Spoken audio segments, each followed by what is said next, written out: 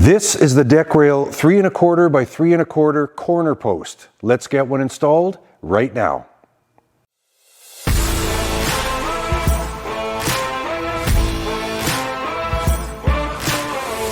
Okay, I just want to point out before we begin here that the corner post, just like the smaller sized intermediate end posts, it too also comes in an ungrooved and a grooved version. Okay, so the grooved version is for something like glass, and the ungrooved version is for something like maybe a picket style frame.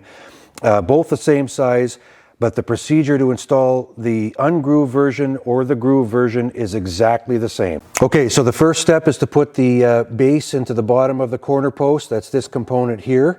Sleeve it into the bottom of the post nice and flush, and then do a pre-drill with a 1/8 drill bit, and then secure with 3 number 10 by 5/8 drill X screws. Okay, so the next step here is to put in the corner post top clip, which is this component here. Okay, so just set that in the top of the post, tap it down until it's flush, and then secure it with 3 of the same screws as the base, 3 number 10 by 5/8 pan head drill X screws. These you do not have to pre-drill. There's already a built-in screw chase in the top clip material, so 2 in the front and 1 in the back. Just make it flush and you're good to go. Okay, so there's 3 possible scenarios where you would be using the larger corner post. I'll go over each one now in detail. That's an outside corner, but if your deck comes over and goes to a situation like this and then heads in that direction, like this, I'm just using a temporary board here, but this is what we would call an inside corner, and you would use the corner post for that transition, okay, from that direction to this direction. That's scenario number 1. And scenario number 2, which is the most common reason for using the corner post, is when, let's say you have a set of stairs.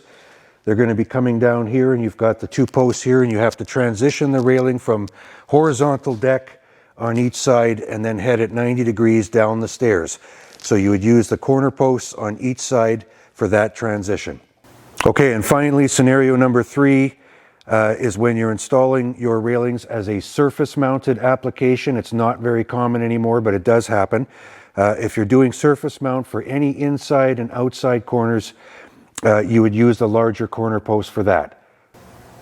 Okay, sleeve your corner post onto the anchor like that, and then you can use a speed clamp.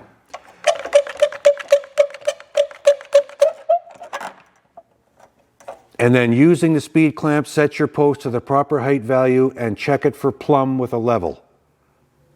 Okay, now that you've established your post height and you've checked it for plumb once, you're ready to install your first set screw. Using a 1/8 drill bit, pre-drill the hole.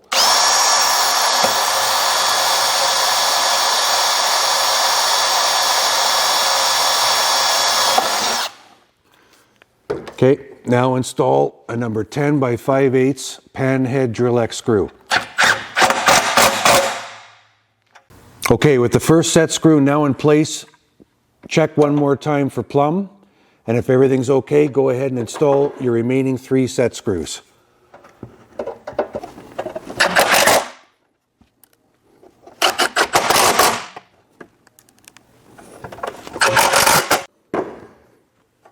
That's it, you guys. This post is now installed. You just got to put the faceplate on and you're done.